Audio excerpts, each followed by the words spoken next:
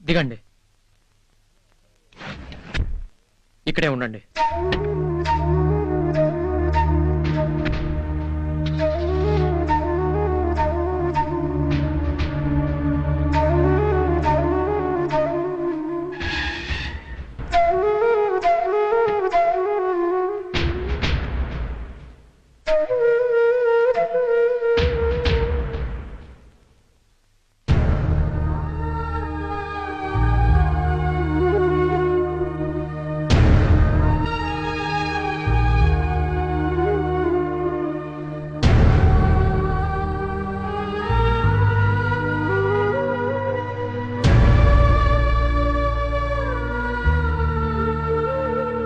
మీరు అడుగు పెడితే నా ఇల్లు మైలపడుతుందని కాదు, నా ఇంట్లో అడుగు పెడితే మీరు మైలపడతారని.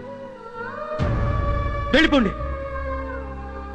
మీరు ఇంకొక క్షణం ఇక్కడ ఉన్నారంటే వీళ్ళంతా మిమ్మల్ని అంగడి వస్తువులా చూస్తారు.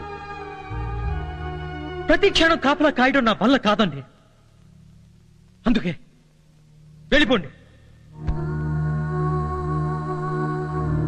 తోటలో పూసిన పూలను దేవుడి ముందు పెడతారు, నా అలాంటి వాళ్ళు తిరిగే ఇళ్లలోనూ వాడతారు. అక్కడున్న పూలను పవిత్రంగా చూస్తారు, అదే మనుషులు ఇక్కడున్న పూలను నలిపేస్తారు. గౌరవం అనేది ఉండే చోటును బట్టి ఉంటుందని నాకింత జరిగాక గానీ అర్థం కాలేదు. ఈ విషయం ముందే తెలుసుంటే నేను మిమ్మల్ని నా ఇంటికి తీసుకొచ్చి ఉండేవాడినే కాదు. ఇప్పుడైనా వెళ్ళండి, దయచేసి ఎక్కడికైనా వెళ్ళి హాయిగా ఉండండి. ఎల్లమంటే యాడకెళ్ళుద్ది? కాపలా ఉన్నాడే కారడూలో వదిలేస్తానంటే ఇంకెవరు చూస్తారు? అసలు ఏంటి ఉద్దేశం? రమ్మంటా నీవంతే, పొమ్మంటా నీవంతేనా? ఇదిగో ఈ పిల్ల వచ్చాకే నీ ఇంటికి లక్ష్మి కళ వచ్చింది, నీ తిరుగుళ్ళు తగ్గాయి. ఇంతకు ముందైతే నువ్వు వీధిలోకి వస్తే చాలు నీ కన్ను ఏ ఆడపిల్ల మీద పడుతుందోనని మేమంతా భయపడేవాళ్ళం. కాని ఇప్పుడు అసలేడు కాశీ కాడనే అనిపించేట్టున్నావు. నువ్వింత మారిపోయావంటే అదంతా ఈ పిల్ల చలవేరా. ఈ పిల్లగాని వెళ్ళిపోయిందంటే మళ్ళీ నీళ్లు దెయ్యాల కుంపైపోద్ది. అవును, అన్నం పుణ్య విరగని పిల్ల. కొండంత అండగాను ఉంటేనే మేస్ చెయ్యేసి నీ సచ్చినోళ్ళు ఒంటరిగా ఉంటే బతకనిస్తారా చెప్పు? ఏమైనా సరే మేమంతా ఈ పిల్లని పంపడానికి ఒప్పుకోం. అన్నయ్య, నాన్న, కాశీ అంటే ఈయనే.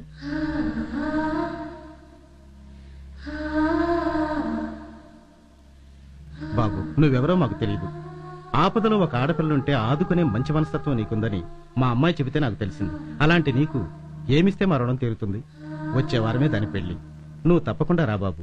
దానికి మాకంటే నీ ఆశీస్సులే చాలా ముఖ్యం. తప్పకుండా వస్తావు కదా? వస్తామన్నయ్య, నువ్వు తప్పకుండా రావాలి.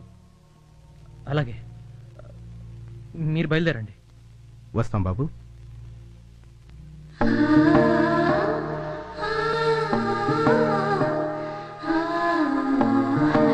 ఈ ఇంటికి తప్పనిసరి తలదాచుకోవడానికి వచ్చాను.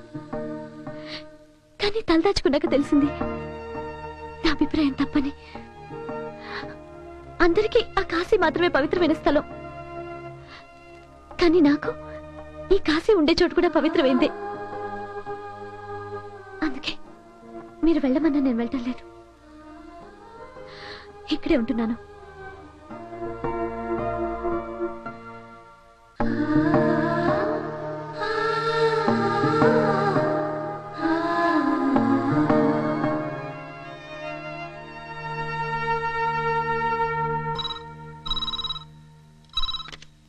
Hello hello, కాశీనా?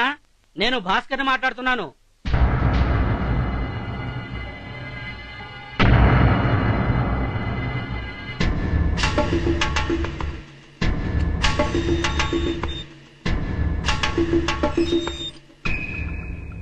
విశ్వ,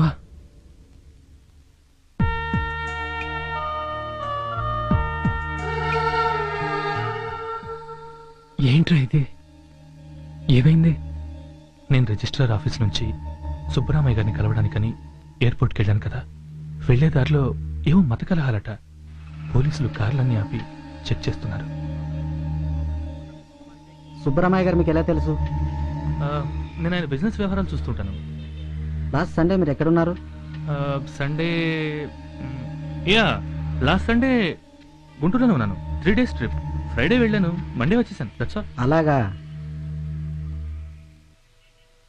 మీ పేరు? విశ్వనాథ్. మ్మ్హ్మ్. సార్ బాంబులున్నాయి. వాట్?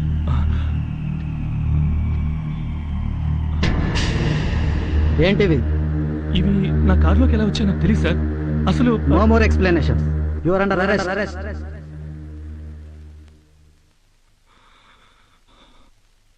ఆ తర్వాత నేను నిర్దోషినని, ఆ బాంబులు నా కారులోకి ఎలా వచ్చాయో నాకు తెలియదని ఎంత ప్రాధేయపడ్డా వినిపించుకోలేదు. చిన్నప్పటి నుంచి నేను చేసిన చిన్న చిన్న తప్పులు కూడా ఇప్పుడు నా మెడకు చుట్టుకున్నాయి.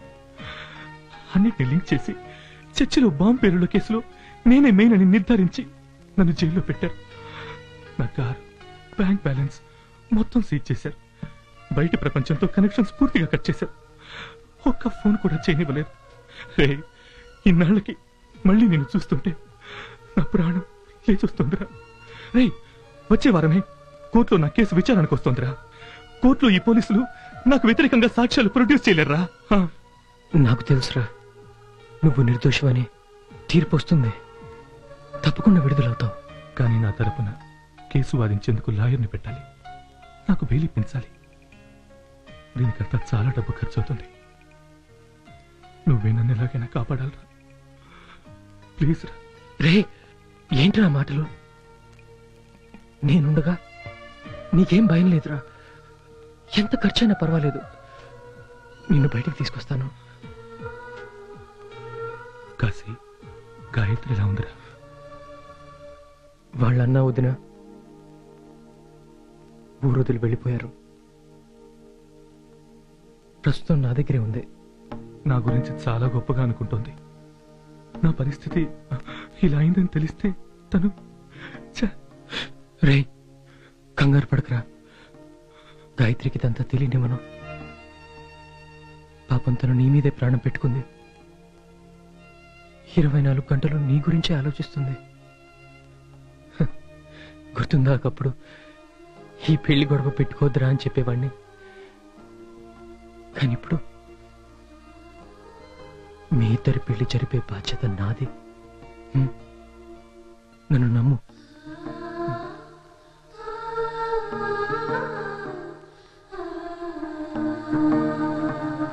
ఈ రోజుల్లో కేసు గెలవడం అంటే లాబుక్కుల నుంచి లుసుగులు లాగడం మాత్రమే సరిపోదు కాశీ. న్యాయాన్ని నమ్ముకునే వాళ్ళని నమ్ముకోవాలి, అంటే కొనాలి. మరి అంత ఖర్చు నువ్వు... సార్, ఎంత ఖర్చైనా పర్వాలేదు, నేను భరిస్తాను.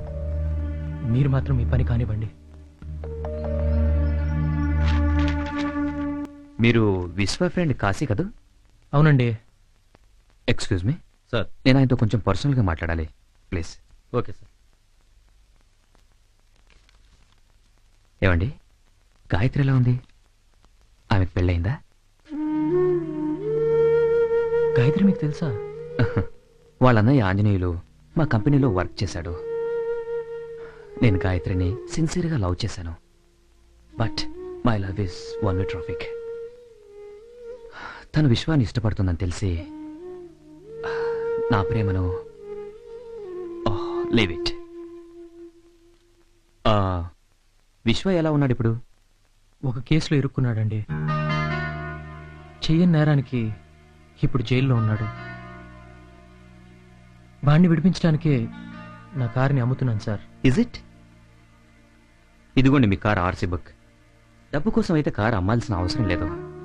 మీకెంత కావాలన్నా నేనిస్తాను. నేను కోరుకున్న గాయత్రి నాకు దక్కలేదు. కనీసం ఆమె కోరుకున్న వాడితోనైనా తను సంతోషంగా ఉంటే నాకంతే చాలు. నేను జాలితో ఇస్తున్నాను అనుకోకండి. గాయత్రి పెళ్లికి నా తరపున ఒక గిఫ్ట్ అనుకోండి.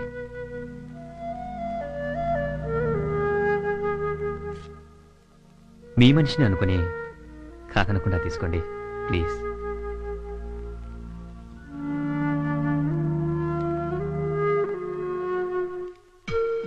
నేను ఫస్ట్ టైం హైదరాబాద్కి వచ్చినప్పుడు ఒక అనాథగా వచ్చాను.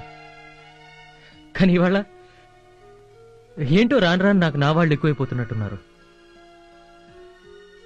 Thank you sir.